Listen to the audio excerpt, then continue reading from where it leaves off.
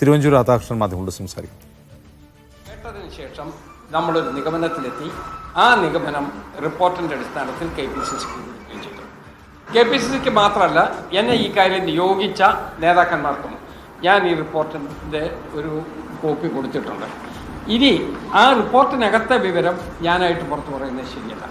അത് പുറത്തു വരണമെങ്കിൽ ആ റിപ്പോർട്ട് രഹസ്യമായി കൊടുക്കണമെന്ന് പറഞ്ഞതുകൊണ്ട് ഞാൻ രഹസ്യമായി കൊടുത്തിട്ടുണ്ട്. അത് പിന്നെ പരസ്യപ്പെടുത്തണോ വേണ്ടയോ എന്ന് തീരുമാനിക്കുന്നത് എന്നെ നിയോഗിച്ച ആളുകളാണ്. അല്ലാതെ ഞാൻ തന്നെ ഇത് ലീക്ക് ഔട്ട് ചെയ്ത് കൊടുക്കുന്ന ഒരാളായിട്ട് അധപ്പതിക്കാൻ എനിക്ക് കഴിയില്ല. അതുകൊണ്ട് ഞാൻ ആ നടപടിക്ക് പോകില്ല. അതുകൊണ്ട് കൃത്യമായ രൂപത്തിൽ നമ്മൾ കൊടുക്കേണ്ട റിപ്പോർട്ട് ആ യഥാസ്ഥലത്ത് കൃത്യമായി എത്തിച്ചിട്ടുമുണ്ട്. ഈ കരാർ രേഖ തല്ലാൻ പറഞ്ഞ ശേഷം കുടുംബം കോട്ടയത്ത് കണ്ടിരുന്നോ? എന്നെ അവർ അതിനുശേഷം കരാറല്ലല്ലോ, ഞങ്ങൾ ചെന്നു കണ്ടു, തൽസ്ഥിതി ബോധ്യപ്പെട്ടതിൻ്റെ അടിസ്ഥാനത്തിൽ KPCCക്ക് റിപ്പോർട്ട് കൊടുക്കുകയും ചെയ്തു. അതിനുശേഷം അവരെന്നെ വന്ന് കണ്ടിരുന്നു. പത്മജ എന്നെ വന്ന് കണ്ടിരുന്നു. അവർ എൻ്റെ അടുത്ത് സംസാരിച്ചു. അവരവരുടേതായ ദുഃഖവും പ്രയാസങ്ങളും ഒക്കെ പറഞ്ഞിട്ടുണ്ട്. പരിഹരിക്കാൻ കഴിയുന്നതക്ക രൂപത്തിൽ പാർട്ടിയിൽ നിന്നും ചില നടപടികൾ എടുത്തിട്ടുണ്ട് എന്നുള്ളതാണ് എൻ്റെ വിശ്വാസം. അതേതൊക്കെ എന്നെനിക്ക് സ്ട്രൈറ്റ് ആയിട്ട് പറയാൻ കഴിയുന്നില്ല. കാരണം അത് എന്തൊക്കെയാണ് ചെയ്തതെന്നുള്ളത് ഞാനുമായിട്ട് ആലോചിച്ചിട്ടല്ല. പക്ഷേ അതിൻ്റെ റിപ്പോർട്ട് അവിടെ ഉണ്ട്. അപ്പോൾ അതിൻ്റെ അടിസ്ഥാനത്തിൽ എന്തെങ്കിലും ചെയ്തിട്ടുണ്ടാകും എന്നുള്ള പ്രതീക്ഷയാണ് എനിക്കുള്ളത്.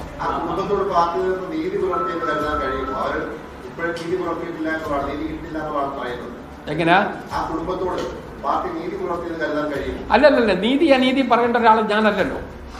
ഞാൻ പറയേണ്ടത് വളരെ വ്യത്യസ്തമായ സാഹചര്യത്തിലാണ്. ഞാൻ നീതി വളർത്തിയില്ല എന്ന് പറഞ്ഞിട്ട് അത് ഒരു ആഘോഷിക്കാൻ വേണ്ടിയാണ് നിങ്ങളുടെ ഈ ചോദ്യം എന്ന് എനിക്കറിയാം. പക്ഷെ നമ്മൾ തമ്മിൽ തർക്കമില്ലാത്ത ആളുകളായതുകൊണ്ട് ഞാൻ ആ ആഘോഷത്തിൻ്റെ ഭാഗമായി ചേരുന്നില്ല. പക്ഷെ യാഥാർത്ഥ്യത്തിൽ നിന്ന് എനിക്ക് ഒളിച്ചോടാൻ പറ്റിയില്ല. ആ പാർട്ടിയിൽ നിന്ന് നിയോഗിച്ചു, ഞങ്ങളവിടെ പോയി കാര്യങ്ങൾ വിലയിരുത്തി, റിപ്പോർട്ട് എഴുതി, റിപ്പോർട്ട് ബന്ധപ്പെട്ട ആളുകൾക്ക് കൊടുത്തു. അതിൻ്റെ മേൽ ചില ഫർദർ നടപടികളും എടുത്തിട്ടുണ്ട് എന്നാണ് ഞാൻ വിശ്വസിക്കുന്നത്. പത്മജയെ കണ്ട സമയത്ത് സാറ് പത്മജയോട് KC വേണുഗോപാലിനെ നേരിട്ട് സംസാരിക്കാൻ പറഞ്ഞു എന്നാണ് അവർ പറയുന്നത്. ഈ അന്വേഷണ സമിതിയുമായി ബന്ധപ്പെട്ട് താങ്കൾ വിട്ടുപോയതാണെന്നും തിരുവനന്തപുരത്തെ വിശ്വസിക്കരുതെന്ന് താങ്കൾ പറഞ്ഞു എന്ന് പത്മജ ഇപ്പോൾ പരസ്യമായി പറയുകയാണ്. ഒപ്പം തന്നെ KPCCയുടെ മുന്നിൽ നിരാഹാരമായി പോവുകയും ചെയ്തു. ഇതിൽ എന്തെങ്കിലും വസ്തുതയുണ്ട്? അല്ല, പത്മജ എന്താ പറഞ്ഞതെന്ന് എനിക്കറിയില്ല. പത്മജ ഇപ്പോൾ പരസ്യമായി മാധ്യമങ്ങൾക്ക് മുന്നിൽ പറഞ്ഞത് അന്വേഷണ സമിതി അധ്യക്ഷനായ താങ്കളോട് എത്തിയപ്പോൾ KC വേണുഗോപാലിനെ നേരിട്ട് സംസാരിച്ചോളം പറഞ്ഞു ഈ സംഭവവുമായി ബന്ധപ്പെട്ട് താങ്കൾ വിട്ടുപോയതാണ്, സിദ്ദിഖിനെ വിശ്വസിക്കരുതെന്ന് തിരുവനന്തപുരം രാധാകൃഷ്ണൻ പത്മജയോട് പറഞ്ഞു എന്നാണ് പത്മജ പറയുന്നത്. ഞാൻ അങ്ങനത്തെ പറയുന്നത് എൻ്റെ പണി അതൊന്നുമല്ലല്ലോ. എൻ്റെ പണി കൂടെയുള്ള സഹപ്രവർത്തനെ വിശ്വസിക്കരുത് എന്ന് പറഞ്ഞ് പ്രചരിപ്പിച്ച് നടക്കുന്നതാണ് എൻ്റെ പണി. അതൊന്നും ഞാൻ പറയില്ല. എൻ്റെ അറിയാവുന്ന ആളുകളും ഞാനത് പറഞ്ഞു എന്ന് വിശ്വസിക്കത്തുമില്ല. ഞാനതൊന്നും പറയത്തുമില്ല.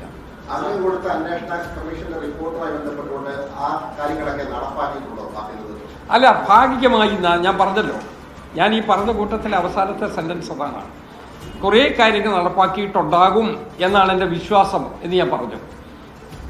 അത് ഞാൻ പറയാൻ കാരണം എന്തൊക്കെയാണ് നടപ്പാക്കാത്തത്, എന്തൊക്കെയാണ് നടപ്പായത് എന്നുള്ളതിനെക്കുറിച്ച് എന്നോട് കൃത്യമായി ഇങ്ങോട്ട് പറഞ്ഞിട്ടില്ലാത്തത് കൊണ്ടാണ് ഞാൻ എൻ്റെ ഒപ്പീനിയൻ പറഞ്ഞത്.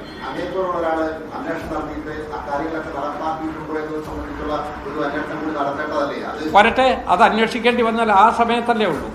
ഇവിടെയുള്ളത് നമ്മൾ കൊടുത്ത റിപ്പോർട്ടിൻ്റെ അടിസ്ഥാനത്തിൽ അത് പൊടിയടിച്ചിരിക്കുകയാണോ, അതെയോ അതിൻ്റെ പുറത്ത് ഫർദറായിട്ടുള്ള എന്തെങ്കിലും സ്റ്റെപ്സ് എടുത്തിട്ടുണ്ടോ?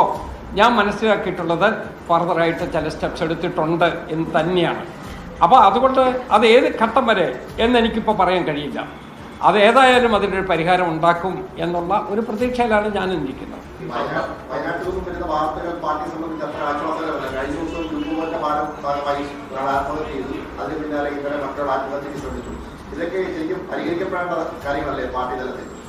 അത് പാർട്ടിക്കകത്ത് ഈ ആത്മഹത്യ എപ്പോഴും നമ്മളെ സംബന്ധിച്ചിടത്തോളം ആത്മദുഃഖം ഉണ്ടാക്കുന്ന കാര്യമല്ലേ.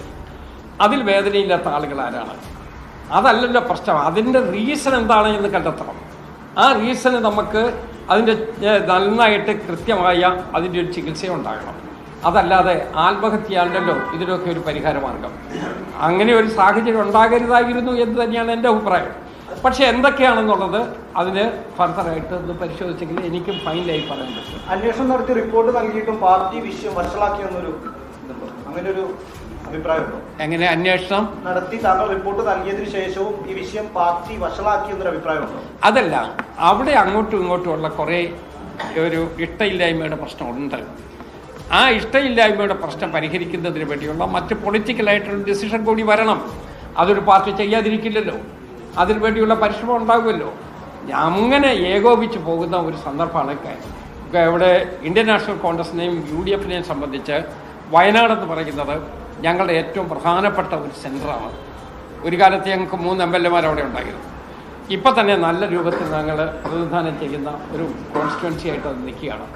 അപ്പോൾ അതുകൊണ്ട് അതിൻ്റെ രാഷ്ട്രീയ ലക്ഷ്യം വെച്ച് ഞങ്ങളെ ഒന്ന് ചെറുതാക്കി കളയാം എന്ന് കരുതി ഇതിനൊരു ആയുധമായി വിനിയോഗിക്കുന്നവരും ഉണ്ടാകും. ആ ആയുധമായി വിനിയോഗിക്കുന്ന ആളുകളുടെ മുമ്പിൽ നമ്മൾ ഒരു നിന്നു കൊടുക്കരുത് എന്നുള്ളതാണ് എൻ്റെ അഭിപ്രായം. അതുകൊണ്ട് പാർട്ടിക്കകത്തത് കൃത്യതയോടുകൂടി പോകട്ടെ, ഭംഗിയായി പോകട്ടെ. ഉയർന്നു വന്നിരിക്കുന്ന പ്രശ്നങ്ങൾക്ക് തന്നെ പരിഹാരമുണ്ടായി മുന്നോട്ട് നീങ്ങണം എന്നാണ് എൻ്റെ അഭിപ്രായം. സാറേ, ആദ്യം അവിടെ ഒരു ആത്മഹത്യ നടന്നു. സാർ അതിനെക്കുറിച്ച് അന്വേഷിക്കാൻ വേണ്ടിയുള്ള ഉപസമിതിയുടെ ചേർന്നു. അപ്പോൾ അന്വേഷിച്ച ഒരു റിപ്പോർട്ട് KPCCക്ക് കൊടുത്തു. അതിലൊരു നടപടി എടുക്കാത്തതും കാര്യക്ഷമമായി ഇടപെടാത്തതും കൊണ്ടല്ലേ വീണ്ടും ഒരു ആത്മഹത്യാ സംഭവം തുടർന്നുള്ള സംഭവങ്ങളൊക്കെ വരുന്നത്. അപ്പോൾ സാറ് നിയമിച്ച ആ കമ്മിറ്റി കൊടുത്ത റിപ്പോർട്ട് ശരിയാവണ്ണം നടപ്പാക്കിയിരുന്നു. ഇത്ര വീണ്ടും തുടർ സംഭവങ്ങൾ പി സിദ്ദീഖിനെ താൻ വിശ്വസിക്കരുത് എന്ന് പത്മജയോട് താൻ പറഞ്ഞു എന്ന വാദം തള്ളുകയാണ് തിരുവഞ്ചൂർ രാധാകൃഷ്ണൻ. താൻ അത്തരം കാര്യങ്ങൾ പറയുന്ന ആളല്ല എന്നും അദ്ദേഹം ആവർത്തിക്കുന്നു.